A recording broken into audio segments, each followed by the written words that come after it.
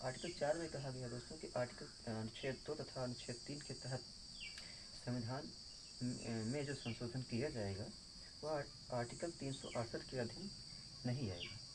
अर्थात आर्टिकल 2 तथा आर्टिकल 3 के तहत संविधान किया गया संविधान संशोधन आर्टिकल 368 के अंतर्गत नहीं आता है। तो दोस्तों सबसे पहले हम जानने का प्रयास करते हैं कि आर्टिकल 368 है क्या। आर्टिकल 368 जो है वह संविधान में संशोधन की बात करता है। तो किस प्रकार के संविधान में संशोधन की बात करता है, तो विशेष संविधान में संशोधन की बात करता है, अर्थात विशेष बहुमत की बात करता है।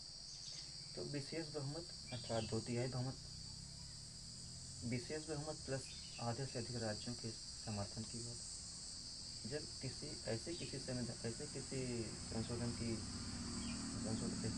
विषय पर संशोधन किया जाए,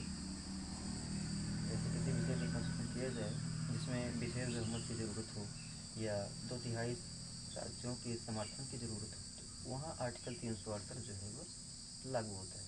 जबकि हम आर्टिकल 4 पढ़ रहे हैं। आर्टिकल 4 में जो है आर्टिकल 4 में 368 जो है यह काम नहीं करेगा। क्यों नहीं करेगा? क्योंकि यह विशेष बहुमत की बात करता है। आर्टिकल 2 और 3 में जो के तहत जो संविधान संशोधन किए जाते हैं वह साधारण बहुमत के आधार पर किए जाते हैं। साधारण बहुमत का मतलब कितना? 50% प्लस 1। अर्थात मान लीजिए कोई विधेयक पास हो रहा है, तो विधेयक को पास करने में मान लीजिए 300 वोटों की ज़रूरत है। 300 वोट है। 300 वोटों में से 50% वोटों की ज़रूरत है, तो 50% कितना हुआ? 150। लेकिन 150 और प्लस 1 करेंगे तो वह बहुमत पास हो जाएगा।